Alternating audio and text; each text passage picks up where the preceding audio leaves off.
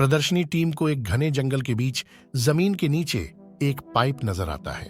यह काफी हैरानी की बात थी क्योंकि जहां वे खड़े थे वह एक पुराना डेड वॉल्केनो था जो पेड़ों, पौधों और घास से पूरी तरह ढका हुआ था। पाइप के अंदर देखने के लिए उसमें नाइट विजन कैमरा भेजने का फैसला किया गया। जब कैमरा अंदर गया तो करीब 30 मीटर नीचे जाने के बाद एक बहुत बड़े टनल का मंजर कैप्चर हुआ। यह 7 मार्च 2018 का दिन था और एग्जीबिशन टीम साउथ पोलैंड के शहर लुबान के करीब जमीन से 30 मीटर नीचे कुछ अनोखा देखने वाली थी। जेम प्लस टीवी के चैनल पर खुश आमदीद। इस टनल के अंदर जब कैमरा घुमाया गया तो वहां हैरतंगेज तौर पर उन्हें एक रेल पटरियां दिखीं। अभी वह इस सोच में थे कि रेल पटरियों का यहाँ क्या काम है कि दूर खड़ी एक माइन कार्ट ने उनका ध्यान अपनी तरफ खींच लिया। जब लोकल अथॉरिटी को मालूम पड़ा तो वह वर्ल्ड वॉर 2 के जमाने का एक खो जाने वाला टनल का मैप लेकर आए। तो मालूम पड़ा कि यह टनल करीब 80 साल पहले वर्ल्ड वॉर 2 के दौरान बनाया गया था और पिछले कई सालों से लोकल अथॉरिटी इस टनल को तलाश कर रही थी। इस टनल की एंट्री को भारी पत्थर रखकर बंद किया गया था, जिसके आगे सालों की मिट्टी और घास फूस ने इसकी एंट्री के निशान भी मिटा दिए थे। लेकिन अंदर से यह टनल अभी भी मैप पर देखने वाले टनल से मेल खा रहा था। इसके अंदर रेल पटरियां और माइन कार्ट देखकर ऐसा मालूम होता है कि यह वर्ल्ड वॉर 2 के दौरान सामान स्टोर करने के लिए इस्तेमाल होता था। टनल में मौजूद अक्सर लोहे के सामान को जंग लग चुका था। यहाँ से बेलचा, ड्रिल बिट्स और कोदल जैसे टूल्स उसी हालत में मिले जैसे उन्हें 80 साल पहले नजदीकी मिलिट्री सोल्जर्स ने रखा था। वर्ल्ड वॉर 2 के दौरान नाजी जर्मनी और जापान जैसे देशों का मुकाबला अमेरिका और ब्रिटेन जैसे मुल्कों से था। इस दौरान हिटलर की फौज ने हजारों की तादाद में भूमिगत बंकर बनाए थे। शुरुआत बेशक हिटलर ने की थी, लेकिन बाद में मित्र देशों की सेनाओं ने भी भूमिगत सुरंगों और बंकरों का इस्तेमाल करना शुरू कर दिया। वर्ल्ड वॉर 2 के दौरान बंकर्स की बेपनाह अहमियत थी जो डिफेंस और ऑफेंस दोनों के लिए इस्तेमाल होते थे। इनका मकसद सिर्फ दुश्मन के हमलों से महफूज रहना नहीं बल्कि उन पर हमला करना भी था। ये बंकर्स दुश्मन की एयर स्ट्राइक्स और आर्टिलरी शेलिंग से हिफाजत करते और फौजियों के लिए एक महफूज बेस फराहम करते थे। फ्रंट लाइन पर इन्हें इस तरह डिजाइन किया जाता था कि ये दुश्मन के हमलों को रोकने और उनकी रुखवत करने में मददगार साबित होते। जैसे जर्मनी की अटलांटिक वॉल जो अलाइड फोर्सेस के हमलों के खिलाफ एक मजबूत रुकावट थी, सिर्फ डिफेंसिव स्ट्रक्चर ही नहीं थी बल्कि इसमें कुछ बंकरों को प्लानिंग और स्ट्रेटेजी के लिए भी इस्तेमाल किया गया। यहाँ कमांडर्स अपने ओन ऑपरेशंस को सीक्रेट और इफेक्टिवली मैनेज करते थे। वर्ल्ड वॉर 2 के दौरान इतने ज्यादा अंडरग्राउंड बंकर और वॉर रूम्स कंस्ट्रक्ट किए गए कि आज भी उनकी एग्जैक्ट गिनती करना मुश्किल है। इन बंकरों में से हजारों अब भी जमीन के नीचे दफन हैं, जो उस दौर की टैक्टिकल जीनियस का सबूत देते हैं। कहा जाता है कि वर्ल्ड वॉर 2 में एलाइड पावर्स और एक्सिस पावर्स ने अंडरग्राउंड बंकरों पर इतना खर्च किया था कि पूरी दुनिया में लोहे और सीमेंट की कमी हो गई थी। एक अनुमान के मुताबिक इन तमाम बंकरों को बनाने में लगभग आज के 500 बिलियन से $1 ट्रिलियन का खर्च आया। यूं समझ लें कि अमेरिका की अफगानिस्तान में चलने वाली 20 साल की जंग में रोजाना $300 मिलियन का खर्च आता था, तो वर्ल्ड वॉर 2 में बंकर बनाने में रोजाना $460 मिलियन का खर्च हुआ। यह तो सिर्फ कंस्ट्रक्शन का खर्च था। वर्ल्ड वॉर 2 में मैन पावर, लॉजिस्टिक्स और गोला बारूद के खर्च का अंदाजा लगाना भी मुश्किल है। आइए इतिहास की तल्ख यादों में जाकर कुछ बंकरों के बारे में जानते हैं।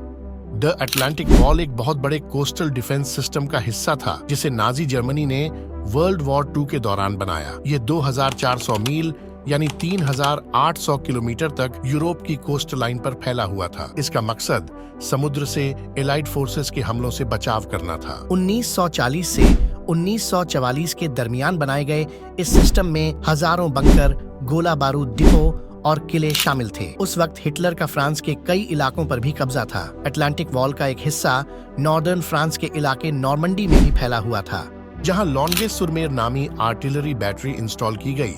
वहां बंकर हैवी बॉम्बार्डमेंट को झेलने और हमलों के वक्त डिफेंस से फायर करने के लिए डिजाइन किए गए थे। नॉर्वे की बात करें तो इसका निचला हिस्सा नॉर्थ अटलांटिक ओशन से आने वाली एलाइड फोर्सेस को रोकने के काम आ सकता था।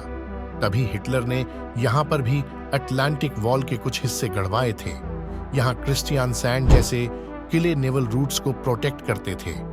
इसके अलावा नीदरलैंड्स भी उस वक्त नाजी के कंट्रोल में था और यहाँ नॉर्थ अटलांटिक के किनारों पर सफेनहाइम नामी बंकर बनवाए गए थे। नाजी जर्मनी की इस पूरी अटलांटिक वॉल, जिसमें underground bunker, depot, tunnels, artillery battery और किले शामिल थे, को फ्रिट्ज टॉट नाम की एक जर्मन इंजीनियरिंग कंपनी ने बनाया था। इस काम के लिए 0.26 मिलियन वर्कर्स लगाए गए, जिनमें से ज्यादातर कैदी थे। इनसे यह तमाम संरचनाएं जबरदस्ती सिर्फ 2 से 4 साल के बीच बनवाई गईं। आज भी अटलांटिक वॉल के कुछ हिस्से ऐतिहासिक धरोहर के रूप में मौजूद हैं, जो वर्ल्ड वॉर II की इंजीनियरिंग और उस पर हुए खर्च का एहसास दिलाते हैं। जब हिटलर ने अटलांटिक वॉल बनाई, तब एलाइड पावर्स को वहम और गुमान में भी नहीं था कि आगे चलकर उन्हें कितनी मुश्किलों का सामना करना पड़ेगा। फिर 1942 में एक ऐसा वाकया हुआ जिसने अमेरिका और ब्रिटेन की आंखें खोल कर रख दी। कनाडियन फोर्सेस, जो एलाइड पावर्स का हिस्सा थीं, ने फ्रांस के इलाके डिएप्पे पर हमले की प्लानिंग की, जिसे आज डिएप्पे रेड के नाम से याद किया जाता है। इस हमले का मकसद हिटलर द्वारा बनाई गई अटलांटिक वॉल को समझना था कि आखिर वह काम कैसे करती है। इन मजबूत कंक्रीट बंकरों ने एलाइड अटैक को बुरी तरह नाकाम बना दिया। एलाइड ट्रूप्स, जो कोस्टलैंड पर लैंड करने की कोशिश कर रहे थे, नाजी जर्मनी की पावरफुल क्रॉसफायर का शिकार बन गए। ये एलाइड फोर्सेस के लिए एक बहुत बड़ा झटका था, क्योंकि उन्हें अटलांटिक वॉल की इतनी मजबूती की उम्मीद नहीं थी। इस मिशन में 6000 एलाइड सोल्जर्स शामिल थे, जिनमें से 3600 या तो मारे गए या फिर नाजी के हाथों कैदी बन गए। डिएप्पे रेड के बाद एलाइड फोर्स को समझ आ गया कि अगर उन्हें हिटलर की हुकूमत पर कामयाब हमला करना है, तो उन्हें भी बंकर और डिफेंस सिस्टम पर प्लानिंग में काफी निवेश करना होगा। लिहाजा United kingdom, France, Soviet union समेत कनाडा में भी बंकर और टनल्स पर खूब खर्च किया गया। चर्चिल्स वॉर रूम्स एक अंडरग्राउंड कॉम्प्लेक्स था जो लंदन में बनाया गया था।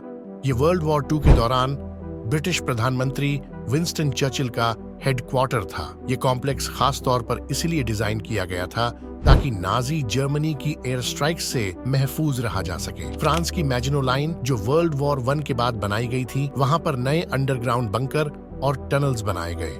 फ्रांस को यकीन था कि यह सिस्टम उनकी हिफाजत करेगा, लेकिन वर्ल्ड वॉर II में जर्मनी ने मैजिनो लाइन को साइडलाइन करते हुए बेल्जियम के रास्ते फ्रांस पर कब्जा कर लिया। दुनिया के दूसरे कोने में जापान, जो वर्ल्ड वॉर II में हिटलर का साथ दे रहा था, वहां भी सैकड़ों अंडरग्राउंड बंकर खुदवाए गए। हिरोशिमा के नीचे एक पूरा नेटवर्क बनाया गया, जिसमें छिपी हुई आर्टिलरी पोजीशन, स्टोरेज रूम्स और रहने के क्वार्टर्स शामिल थे। ये टनल्स एलाइड फोर्सेस के हमले के वक्त सरप्राइज अटैक के लिए इस्तेमाल होती थीं। ओकिनावा के बंकर और टनल्स ज्यादा बड़े पैमाने पर और जटिल थे। यहाँ हजारों जापानी सैनिक डिफेंस और रेजिस्टेंस के लिए पोजीशन में रहते थे। ये डिफेंस सिस्टम एलाइड इन्वेजन को देरी से अंजाम देने और ज्यादा से ज्यादा सैनिकों को मौत के घाट उतारने के लिए डिजाइन किया गया था। वर्ल्ड वॉर II के दौरान तमाम देशों के बनाए गए बंकर किसी चमत्कार से कम नहीं है। एक तरफ जंग का माहौल, ऊपर से हर चीज की कमी, और इन तमाम चुनौतियों के बीच हर गुजरते पल एयर स्ट्राइक का खतरा रहता। यहाँ तक कि अंडरग्राउंड टनल्स की कंस्ट्रक्शन में दम घुटने की वजह से मजदूरों की मौत तक हो जाती थी। लेकिन इन सभी चुनौतियों के बावजूद हजारों बंकर न केवल बनाए गए, बल्कि उनमें से काफी आज तक उसी हालत में जमीन के नीचे छिपे हुए हैं। खास तौर पर जो बंकर एक्सिस पावर्स के देशों में बनाए गए थे, क्योंकि वर्ल्ड वॉर II के बाद जब उन देशों पर उनका राज खत्म हुआ, तो या तो सैनिक बंकरों के प्रवेश द्वार को बंद करके वहां से भाग गए या फिर उन्हीं के अंदर मारे गए। लिहाजा किसी को पता ही नहीं चला कि कौन सा बंकर किस लोकेशन पर बना था। एक तरीका था इन तमाम बंकरों और टनल्स की लोकेशन का पता लगाने का, और वो था हिटलर की सरकार में मौजूद सीक्रेट डॉक्यूमेंट्स। लेकिन या तो वो जला दिए गए या ऐसी जगह छुपा दिए गए जिसका पता सिर्फ उसी को था जिसने उन्हें छुपाया था। और खास तौर पर इन बंकरों को कैमोफ्लाज करके बनाया जाता था, यानी प्राकृतिक तरीके से ऐसे डिजाइन किया जाता कि किसी को पता न चले कि यहाँ मिलिट्री बंकर है। इसी वजह से जंग के बाद ये बंकर छिपे के छिपे रह गए। अंडरग्राउंड बंकरों के लिए खास वेंटिलेशन सिस्टम बनाए गए जो ताजी हवा को अंदर लाते और कार्बन डाइऑक्साइड को बाहर निकालते थे। नाजी लीडर एडोल्फ हिटलर ने अपने दौरे राज में कई बंकरों का सहारा लिया। उनके जेरे इस्तेमाल मशहूर बंकरों में से एक था ईगल्स नेस्ट, जिसे केलस्टाइन हाउस भी कहा जाता है। यह जर्मनी के ओबरजाल्सबर्ग इलाके में 6000 फीट की ऊंचाई पर नाजी लीडरशिप की सीक्रेट मीटिंग्स और रिलैक्सेशन के लिए बनाया गया था। इसे कंक्रीट और ग्रेनाइट का इस्तेमाल कर बम प्रूफ बनाया गया था। हिटलर का दूसरा मशहूर बंकर बर्लिन में स्थित फ्यूरर बंकर था, जिसे 1944 में बनाया गया। यह सिर्फ एक बंकर नहीं बल्कि पूरा हेडक्वार्टर था। इसे इस तरह डिजाइन किया गया था कि वह एलाइड बॉम्बिंग और आर्टिलरी हमलों से सुरक्षित रहे। हिटलर ने अपने आखिरी दिन यहीं गुजारे और 30 अप्रैल 1945 को इसी बंकर में अपनी जिंदगी खत्म की। आज इस बंकर का ज्यादातर हिस्सा सतह पर नजर नहीं आता, लेकिन यह जगह वर्ल्ड वॉर 2 की तारीख का एक डार्क चैप्टर मानी जाती है। उम्मीद है जेम प्लस टीवी की ये वीडियो आप लोग भरपूर लाइक और शेयर करेंगे। आप लोगों के प्यार भरे कमेंट्स का बेहद शुक्रिया। मिलते हैं अगली शानदार वीडियो में, तब तक अल्लाह निगहबान।